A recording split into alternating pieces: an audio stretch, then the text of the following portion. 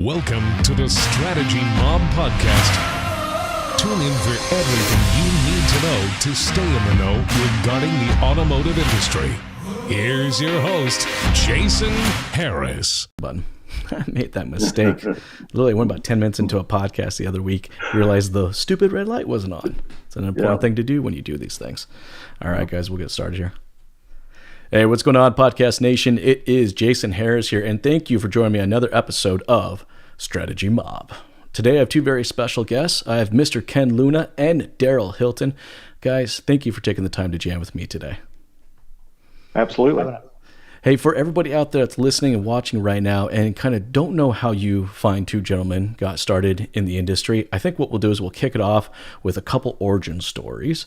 All right, Ken, I'll start with you. How did you get started in the automotive industry? Well, as you can tell, I've been around for a while. So I started in last century, let's put it that way, in the industry. And I was recruited right out of college by a company by the name of Cars Incorporated. Which was very appropriate, I thought. And I thought it was a prank phone call from one of my friends, quite frankly.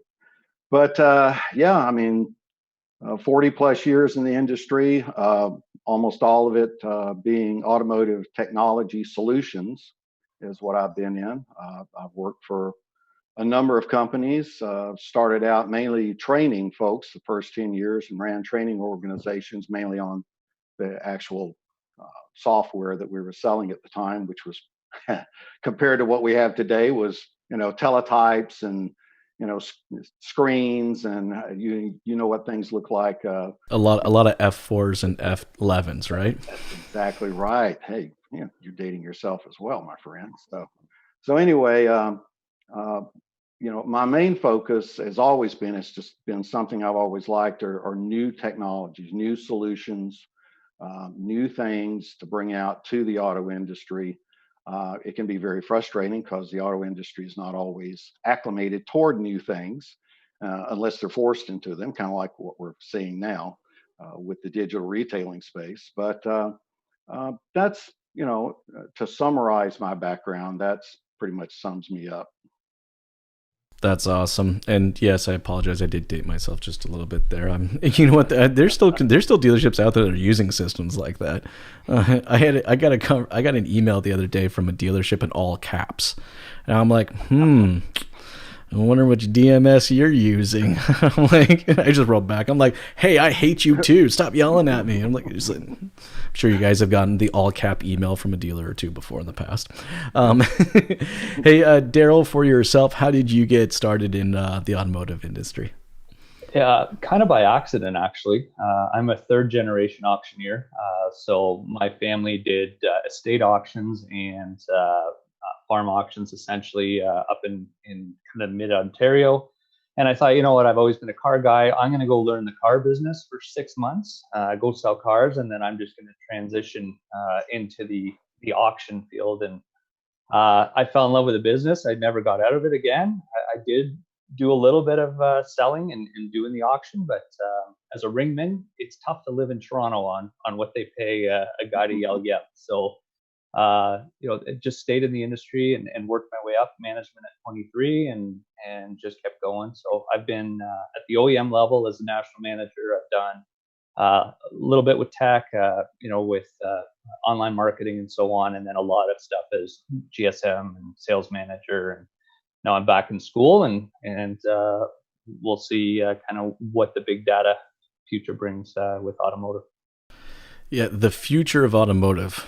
Boy, that's a phone book thick book right now, isn't it? Like, I mean, really, if you were to ask me a year ago, kind of what the next 5 years, looks like, I think I could actually confidentially, with confidence, actually kind of lay it out for you. And now, not so much. There's a lot of questions. And, one thing, though, I do know for sure, though, and I saw this happen during the recession. Now, this is vastly different than the recession. That was an issue of economics. This is a social fundamental shift in the consumer and just, really the world, right? And really what it is during times like this, dealers are going to have to process their way to profitability. right? I mean, for the last 5 years, I mean, not including the last year where we kind of had a flat year, but the 5 years prior to that, it was double-digit gains after double-digit gains after double-digit gains. Like, it's a little ridiculous, right? The ride that we had for the last 5 or so years. Now just being able just to get by, it's really not enough. Like, everyone's really going to have to step up their game, and that comes down to process and technology and how the two of them kind of combine. And that's going to be kind of the girth of our conversation today. But before we kind of get into that, I'd love to kind of hear what your guys' current norm is. So, I mean, Ken, I'll start off with you. What's your current norm look like right now? Well, my current norm looks like it has for a number of years because I've always worked out of my home.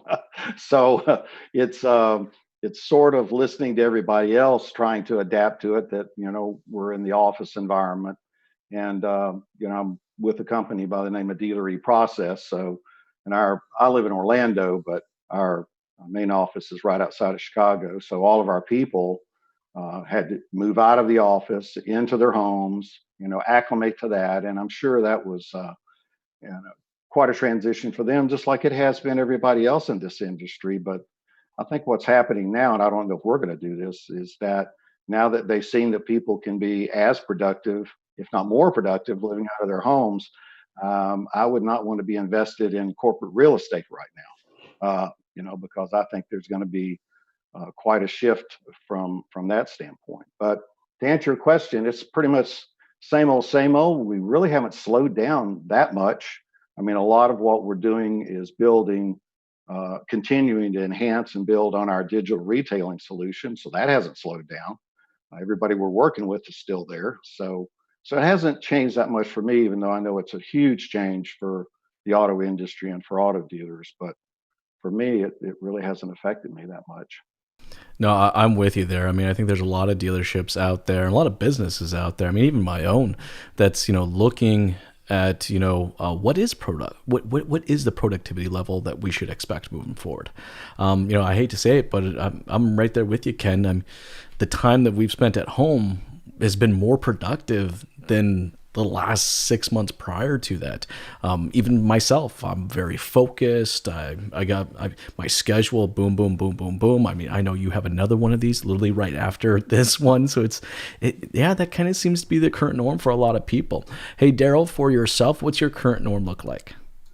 A lot different than what it was. I was on the road daily, usually commuting hour and a half, 2 hours each way to get to my dealers to do some consulting and working with them on things. And this has definitely changed my norm. Having a 3-year-old and a 5-year-old in the background screaming half my day. They're not in my car with me when I'm traveling. And so that's been one thing to get used to is, although I'm home, I'm not daycare. I am here to focus on getting the job done and working with dealers. So it's definitely been a big change. I can't wait to get back out on the road again. Not being in dealerships is just weird for me. I'm spending my whole life there. So I can't wait for this to subside and get back out there again. I'm with you on that. I mean, I'm a road warrior as well. I spend about 8,000 kilometers a month. Ken, that's about 5,000 miles, just to put that into perspective. Probably a little less, but yeah, somewhere around there. But yeah, man, not being on the road, gosh, I'm getting the itch, Yeah. So like I'm fighting myself back and forth. 1 minute I'm like, I want to get out, I want to hit the road, and then the next minute I'm like, but look how much crap you just got done in the last 4 hours of just sitting there and just having to go boom, boom, boom, boom, boom. I will say this goes any longer though. I need to get a standing desk. Like my ass is sore. Like I'm sitting here all day long, talking on the phone, answering calls, doing podcasts. Like something's going to change. But hey guys, I know we want to get to kind of the girth of our main conversation today, and I thought it was great to bring the both of you guys on. I mean, Ken, you from the digital retailing side, Darryl, for your love of big data and just kind of how that ties into our operations. I'd love to kind of get you guys' thoughts and opinions of how you see kind of the new norm, structuring out, for our industry. I mean, I don't think anybody's going to disagree with this statement that the customer's changed. The customer's expectations went from here to here, in about a 45-day period. And I think for the simple reason it's just the way that they've had to engage with other retail environments, right? The amount of streamlined and frictionless experience that many customers have had in the last 45 days, everything from Uber Eats to, ordering groceries, all of these very, very fast, very efficient, all right, processes. I think a lot of people are going to be looking at, the 3.5, 4 hours they have to spend at a car dealership and go, do I really need to do that? Or even on the service side, do I really need to, walk into a service department and wait for 5.5 hours to get my car serviced? But I digress, and I'm going to ask you guys this question. Ken, I'll start with you. How do you see, the industry or the new norm kind of evolving over the next 8 to 12 months? So I see it obviously accelerating from where it was. I think it was already headed that way. A lot of noise about digital retailing and what it is and what it does. And I think there's still a lot of noise out there concerning that. But I do believe there's going to be more and more of a shift once people realize and can see what they're able to do, going to a dealer's website. Or in my case, my son recently totaled his Mustang, and wasn't his fault. Everybody was okay, right? I told him I would make sure I said that. But he needed another car. So he found a 2015 Mustang 50th anniversary on Carvana. And I said, Carvana? I said, okay, cool. I'm in digital retailing. I'm going to walk through this.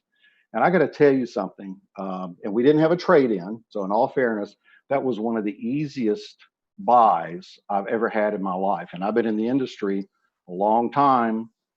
It took us, now, in all fairness, he knew precisely what he wanted too.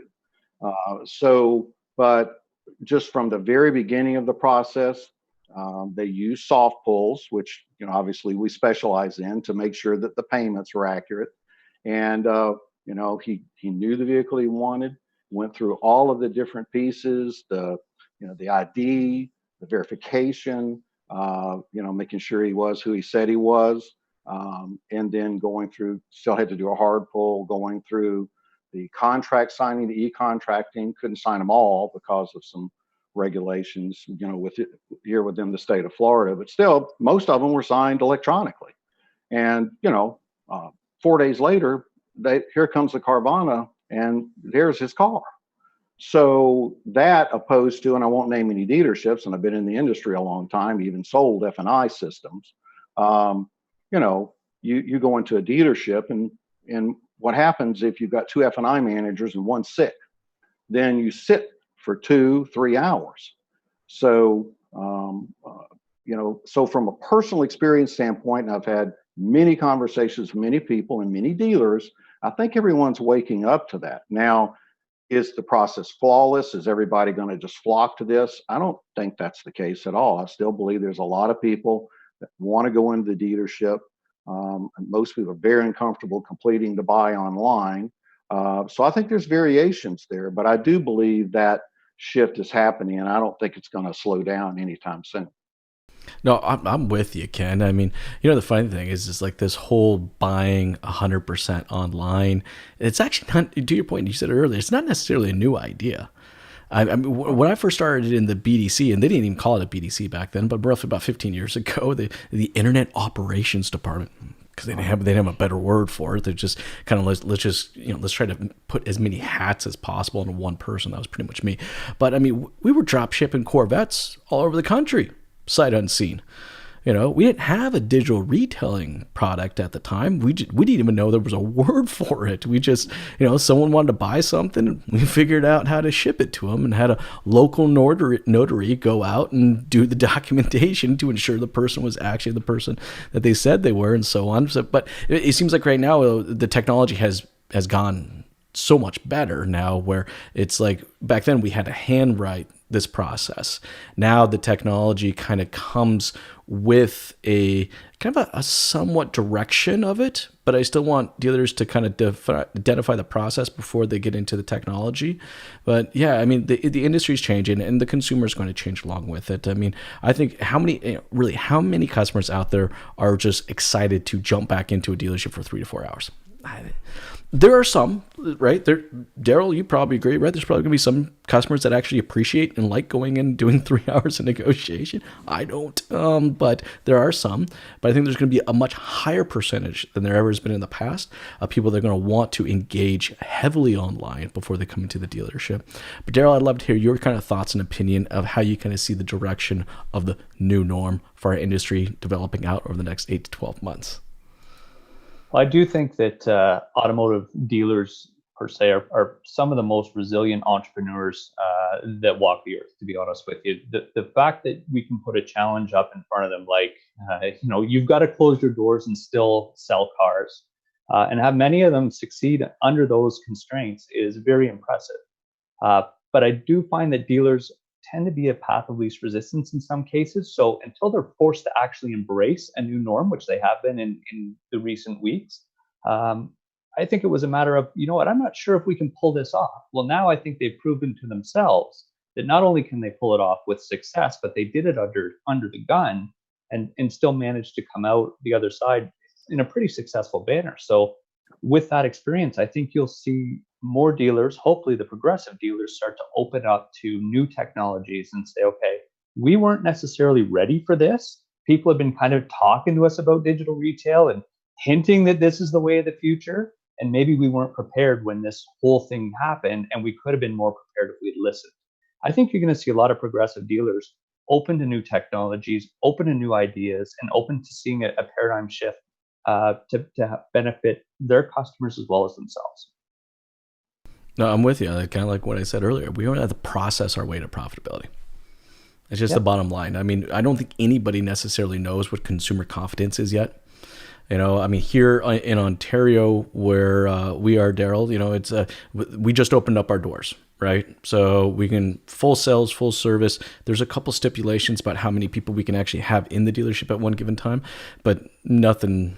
We've never had 200 people inside of a dealership at any given moment anyways. No. And Vic was nice enough to give us a very bureaucratic 28-page guideline. Yeah. I could do Ken, just so you know, we have a governing body up here for the automotive industry called OMVIC. And there's a lot of 4-letter words I can use to describe that that company. But that's a whole nother podcast. But Ken, what is it like in your state right now? Are you guys totally open, or are you guys still having to do it by appointment only? No, Florida, as far as automobile dealerships are concerned, we never really closed. I mean, there was some fuzziness at the beginning, and some of the dealers decided they wanted to pare it down on their own just for the safety of their own employees. And but the government itself, car dealers were right out of the chute here in Florida. They were considered a necessity. So after a few weeks, people started realizing that. Now, I will say this: the traffic went to nothing because there was a stay-at-home order. So you can be open, but if there's a stay-at-home order, you're not going to have much traffic. So realistically, outside of people getting their cars worked on because they were just breaking down, there wasn't a lot of routine maintenance going on. Most of the selling that was done and most of the activity was done online. And of course, that varies from state to state here in the U.S. But Florida, we were one of the first ones to start turning it back around too. And we're still in what's known as phase 1 overall, but Floridians don't like staying inside. I mean, that's just not what we are. So, we've had a few little run-ins, even recently, of folks, congregating when they shouldn't be, not too smartly, quite frankly. But so here, it's been fairly open. Other parts of the U.S., not so much, as you've probably seen on the news. So I think it's going to vary from state to state and location to location as to how fast we're going to see the recovery. Now, I'd love to get you guys' kind of thoughts on how do you think this changes the consumer. I've done a lot of conversations of how I think this is changing, the dealership. And, for me personally, I don't, for the dealership, you can't just sell a car one way anymore. It ain't gonna work. You can't sell or service a car one way anymore. Like you're gonna have to have a process for different types of customers that don't have the confidence to come into the dealership versus the ones that do, and every kind of variation in between there. But I want to talk a little bit more about how you think the customer has changed. And I'd love to kind of get your thoughts on that. And Darryl, I'll start with you on this. How do you see the customer changing, over the course of the next 12 months? As you mentioned, obviously they've had to force their behaviors to change. And I think, again, it gets back to the fact that the dealers accommodated the customer when they needed them most. And now that the client has seen that, I think their expectations, again, as you mentioned, have now skyrocketed. We've proven to them that we can sell a car the way you need to buy it, and we can adapt our processes away from the processes of the 50s in order to make that happen.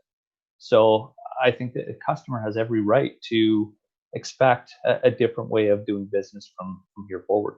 And it's all motivated by technology and the advances there. Well said. Ken, anything you'd like to add to that, as far as how you think the customers change or will change over the next 8 to 12 months? Well, I think, I can only speak for, the digital retailing piece of it and the engagement, if you will, online.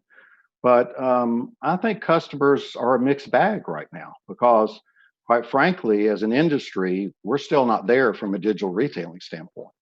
And I'm saying that, and we have a digital retailing system, but most of the systems out there right now are what I call buy now systems. That means you go to the website and buy now, and that assumes they're going to the website to buy a car. And most people don't go to the website to buy a car; they're going there to look and find a car and get as much information as they possibly can. And we pride ourselves here at Dealery Process in building the front end piece first, but there's still a lot of pieces even we have to incorporate on the back end. But and so that going back to your question, what people are seeing online is still not what we're envisioning. What they're seeing is piecemeal. They're seeing some dealers having nothing. They're seeing some dealers having a piece of it, or they're saying, buy that car right now. And they're going, well, we're not ready to buy the car right now. So I think that from a maturity standpoint and where we are right now, I think the expectation is there by the populace because they keep hearing it and everyone's talking about it. And you even see it in the ads on TV, and you can come to our website and buy. But really, quite frankly, that's a bunch of bullshit. Then in a lot of cases, they cannot. And I think that we've still got a ways to go before we really deliver like what a Carvana can deliver, because they're ahead of the curve. And that may rankle a few feathers, but go buy a car from them and check it out. I mean, it's whoever designed their system was definitely ahead of the pack on the ability to program that in online. I mean, they did it right. Car dealers can do it too. They've just got to be patient with us out here that are building these systems, because there's a lot to it. And it's a lot different when you're designing a system for a number of different dealerships versus Carvana, who is really just one big dealership and they built it for themselves. So that takes a little bit longer. But anyway, long answer to your question. But. No, that's a great answer. I mean, you look at it this way. I mean, Carvana, answered the question or brought the experience for whatever type of customer they're coming to. They brought a shopping opportunity, a shopping experience, an online shopping experience. They bought an online buying experience. They bought an online researching experience. So it doesn't matter where you're kind of coming into your funnel. They have an experience there for you. When I got to be honest with you guys, when I first started digital retailing, and it was like this, and to your point, Ken, this buy now option, I'm like, well, what the hell happened to the shopping experience? Like, as an industry in general, I don't even think we even nailed that one down. And we're just going to bypass that entire portion and just go straight to the buy now option. I was a little dumbfounded by it, to be honest with you. But I mean, honestly, I think that's what we have to look at is we have to look at our website. First things first, we have to look at our website more than just a website. Wouldn't you guys both agree? Yep. Like, I mean, look, as an industry, we've literally treated our website as a digital brochure. here's some information, call me, like that was the extent of how we treated it, and I think to your point, Ken, I think we bypassed the entire of how do we build a research experience, how do we build a shopping experience online, and then let's talk about having some type of buying experience. But as an industry, I think what this time has really shown, or shown to dealer principals specifically, is that we have to be treating our digital real estate equally as important, if not maybe even more important, than we do our physical real estate, which may beg the question, what is more important? That might change. Darryl, what's your thoughts? Again, it gets back to the shift that we're going through. It's amazing, even when you look at it from the OEM level, you can tell between manufacturers who sees their online presence as a tool to drive additional traffic or to grab additional customers from the competition. And then those who really don't invest that money in. I mean, there's certain dealers or OEMs that do a great job with that shopping experience online, being able to spin the car. And there's others that have stagnant photos where you basically get 1/3 shot of the front end, and hey, come and spend $175,000 with me. It'll look similar to this. So it's a tool. I think that the automotive industry has to go to automation. I think that to create a very stable process for the customer, we have to take as much of the emotion and the personal touch out of it as we can, by still allowing the consistency, the brand consistency that the OEM wants. So there's a fine line there, I think, with how technology should be leveraged and take some of those shopping experiences out that are subpar in some situations. No, that's totally true. I mean, I think for anybody out there that's watching or listening right now, I mean, this is, we're pushing you. Like, it's time to step up and take that digital real estate and make it a true priority. Ken, I'd like to get your thoughts on what dealerships can do to generate that shopping and that research experience, knowing that there's amazing technology out now that can support our buying portion of the process. So to support the buying portion of the process, you have to have proper engagement. And if they're going out there, the prospects are going to your site, which is in essence your digital storefront, which is the way that we envision it, is that you've got to give them as much information as possible, and it needs to be accurate. It can't be, and I'm not going to name any names, it can't be, here, come price your car out. They don't even try to even find out what their credit standing is. They just assume they've got good credit. And some of them will say, here, go to Credit Karma to find out what your credit is. And they're getting the wrong type credit score. So, I tell those type dealers, I just say, listen, you need to train your employees for combat. And they say, well, what are you talking about? They said, because when that person comes in and he thinks he's got a valid payment, and he finds out he's $100 a month higher because of the way you structured your site, the only thing you can do is get your guys ready for combat, because you're about to go into combat with that individual. And it happens all the time in dealerships that are not paying that close of attention to what they're placing on their website. So I believe, and I'm prejudiced because we try to build what we're building accurately, that those type systems can actually do more harm than good. You're better off just saying, okay, here's what our cars cost, give us a call and we'll tell you, we'll work with you or whatever. But, and it's not easy. I'm not saying it's easy to do that or build something like that onto a website.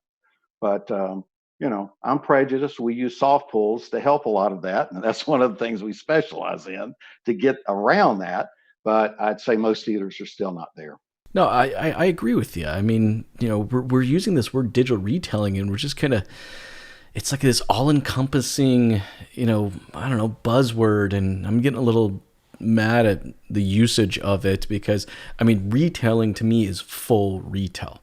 So that means from when someone can enter into the top of their sales funnel and they're going to do their 45 to 60 days worth of research, and then they're going to get into the shopping part of their process. Then they're going to get that to me is digital retailing. That's encompassing the entire thing, but that's not how we're wording it right now. I've seen some digital retailing products, which I got to be honest with you guys, are nothing but glorified build and price functions. You know what I mean? And that's far from it. Darryl, I mean, I'm curious because Ken's alluding to something that's more common in the US than it is here in Canada. And that is a credit first approach to buying a car. And, I'm not originally from Canada. I'm originally from the States. I know a lot of people are surprised when I say that because I got such a Canadian accent. But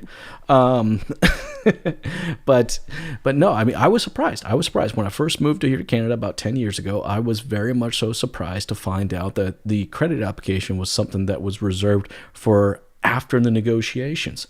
Hell, it didn't even happen after a test drive. It happened after you negotiated a payment, then you pulled the credit.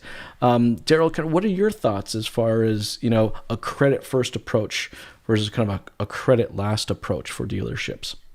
I think the credit first approach is definitely the way that we need to go, especially coming on the outside of this pandemic. There's going to be a lot of people who were impacted financially as a result of what happened in the market, and really, really good people who were just on the unfortunate side of, unfortunately they had to close their shop, or people Absolutely.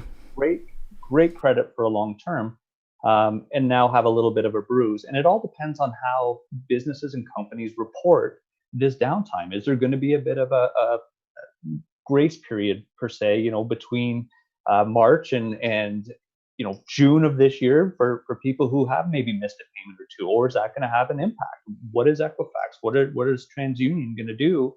And how is this going to be reported? And how is this going to impact lenders? Is there the human side of that? So to Ken's point, I think that's a very valid point. In fact, my previous job was in a business where we did everything online. We delivered about 150 cars across Ontario every month, and it was all credit app online first. We find the car for you based on your credit, and it's not just people with bruised credit who take advantage of that. There's people that don't know where their credit is. They're afraid to go into a dealership and be laughed out.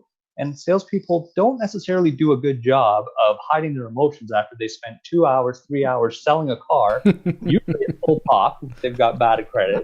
And then to find out when they go in the box that the credit is not good, right? And so it just creates an overall embarrassment, bad experience, and frustration on the salesperson part.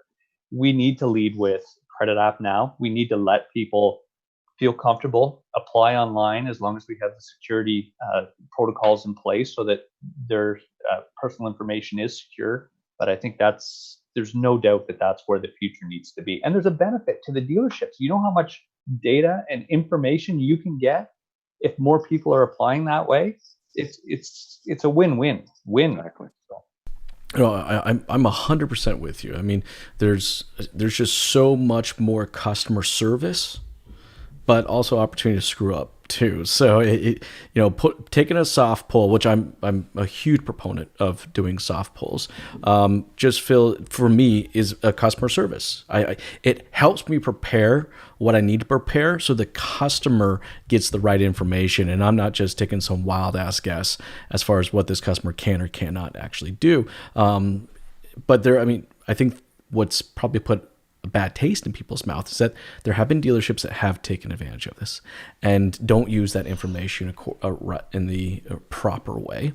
But for a lot of dealerships that are listening to this podcast here in Canada, and they're not too familiar on what it means to actually be able to pull a soft pull online. Can you kind of walk me through, kind of how your company does that and what a dealership can do with a soft pull credit? Sure. So I'll try not to dive in too deep. So, and just one thing, Canada's getting there. So we are in discussions with both TransUnion and Equifax up in Canada. Experience not even in Canada, but those are the two main bureaus that we're in discussions with. And it's different, and it's going to take a while, and it's not going to be as rich as what we have here in the U.S., but it's coming. Versus nothing, which it has been up until now. So here in the U.S., basically the way it's used, and it's not just in digital retailing. We have hundreds of dealers that use it just for the experience of get pre-approved, and that's it. So if you see that on a website, well, it can be misleading because that can lead to wherever the dealer wants to lead it to. A lot of times it leads to a hard pull. But if they're using it properly, get pre-approved leads to the soft pull process. And really, from a soft pull standpoint, we use what's known as a pre-screen. There's two types. There's a pre-qualify, there's a pre-screen. Pre-qualify will give the dealer a full return, just like a hard pull. The problem with it is technically the law says you have to get a signature to do that. And the way the bureaus have kind of gotten around that is they ask about 1,000 questions, what they call out of wallet questions, to get somebody to that point. And we found that when you ask all those questions and everything else, people go, screw this, I'm not doing this. So we went to the pre-screen. The pre-screen is very simple. We don't ask any questions. All we need is the name and the address and the email address of the individual, and that's it. Now, what the law states is the FCRA, the Federal Consumer Reporting Act, specifically, what it says is, okay, you can do that, but if you do that and they pass, then you've got to give them an offer of credit. So what we built into our system is a firm offer of credit that is built by credit tier within the bureau, and then we initiate an offer for the dealership, depending whatever the dealership sets up. That offer goes out. It's actually a marketing piece, and Capital One is the top one at this. I get a letter from them every week saying I've been pre-approved. Now they do mass batch pre-approvals, and they're abiding by the law, sending out, saying you've been pre-approved. In our case, we show pre-approved up to a certain amount as low as a certain APR, and that goes out from the dealership. We even integrate it with the inventory to show them what their offers can be based upon new, used, or CPO. So it's that sophisticated, but it's not that costly. And you're right, it is a customer service. I mean, everyone you talk to that says, I can get pre-approved and I don't have to give them up my social and I don't have to answer all these questions. And then the answer is yes. So, and the dealers that use it, quite frankly, do extremely well with it. And it's not really new anymore. I'd say, it's in the thousands here, but I would say the bulk of dealers still don't have anything like that on their website. Well, and look, at the end of the day, it's supporting the shopping process. When I shopped, I wanted to, okay, fine, that's what it says I can buy it at, but I mean, is that the actual interest rate that I'm going to be approved for? Right. And I don't know why, approvals or credit are such a taboo conversation, because I have found, being an F&I manager myself, the customer has no problem talking about it. But as an industry, we just automatically assume that the customer doesn't want to have the conversation, for whatever particular reason. I have no idea why. But I think it's going to be things like that that's going to lead us to that processing our way to profitability. And a lot of those processes start online. Look, the day before, the days before, when we treated, internet customers as second-class citizens. I mean, right? Like, we never, those internet leads. I don't know. That's gone. I mean, I think dealerships have to accept the fact that there is no such thing as an internet lead anymore. Everybody is a bloody internet lead now, right? Everybody started their journey online, all right? But we have to be there to support that journey. We have to create that online process. And I think that's a good question I'm going to ask for both of you guys, is for dealerships out listening, watching to this, and they're shaking their heads and they're agreeing with us, going, yeah, guys, I'm with you. This sounds like a good idea. What does a proper online process look like? And I think once they've identified the process, they can go backwards towards the technology and get the technology that's going to support the process. But I'd love to get both of you guys' thoughts and opinions of what you think a proper online process is. Darryl, I'll start with you. Well, obviously, the lead itself it needs to be handled as if they walked into your front living room, essentially, and welcomed and so on, and provide them with the information they're looking for in the quickest possible process. And the key is transparency. Provide all the information. I think the consumer is looking at the very beginning of the process. They're looking for the dealer that provides them with the most tools that they can make an educated decision on, upfront, easy to find. And that experience online has to translate into the face-to-face experience in person. And I would say a dedicated team of internet sales representatives, more a product genius type person who can walk through, is based on the amount of leads they handled, not necessarily a commission based, but a bonus structure with a salary, that type of person, I think is going to help long term really create the more of a concierge type experience to transition from online into the dealership. That is actually a really good point. I mean, who wants to get sold? Nobody wants to get sold anything, right? We want to be able to create a relationship and have a bloody conversation before we go any farther. And, I think that's a great process. We just have to simply ask ourselves, like, from a tech perspective and from a people perspective, are we prepared to just have the conversation the way the customer wants to have that conversation and in the length that they want to do it, right? I mean, how many times have I heard of salespeople go, oh God, those internet leads, like I got to email them like 18 times and they never respond back to me. And it's like, well, because you end every single email with like, when can you come into the dealership? Just I guess what it is, just really treat them like a human being, and have a conversation. But, to your point, Darryl, like we have to have the right people and we have to have the right tech to allow us to have those conversations. Here's one that really, really gets me like going is like, I'm still dumbfounded by the fact that on all websites out there, all right, we still only ask for two forms of communication. Email, which, I mean, guys, like, okay, let me see how many emails. I have 177 unread emails right now. Oh yeah, that's going to be an amazing way to communicate with me. Or phone call. Yeah, because I'm going to answer that while I'm sitting here doing and having these conversations with you guys. Like it's like two of the oldest forms of communication, right? No one's being asked like, would you like to LinkedIn message? Everybody knows if you want to get a hold of me, LinkedIn message me, right? Because I live there, or Instagram message. What's your handle? We can reach you out there, or text message. Guys, the Nissan Armada that's sitting right now out in my front yard, all right, I bought it almost completely via text message, so communication, the right communication tools and the people that are going to use those is key. That's a good one, Darryl. Thank you so much. Darryl, I think that was an amazing point. Thank you for that. Guys, look, I know we're getting towards the tail end of our conversation today, so I get to ask my one last question before I let you guys go. And again, thank you so much for taking the time to jam with me today because this has been a lot of fun. But before you go, one last question. What is pissing you off? So Ken, I'm going to start off with you, sir. What is pissing Ken Luna off? There's no baseball. I mean, come on. I mean, I'm with you. I know, I want baseball. I don't care if there's fans in the stands. I watch most of the games on my TV anyway. So, get your heads together, owners and players, get out there and start playing baseball. That's what's pissing me off right now. I'm with you, man. I miss a $10 beer and a stale hot dog. That's what I'm missing. Hey, Darryl, for yourself, what is pissing Darryl Hilton off?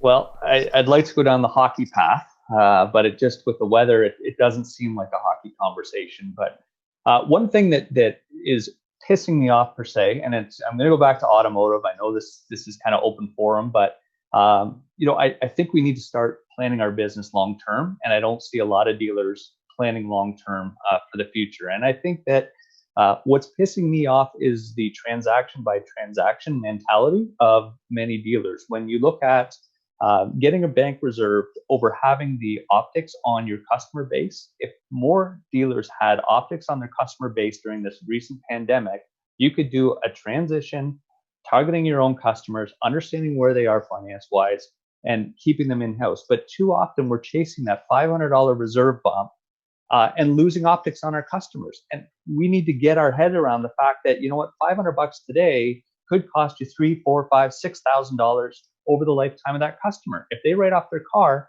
guess what? The OEM and the captain's going to tell you, hey, this customer just paid out. You better contact them.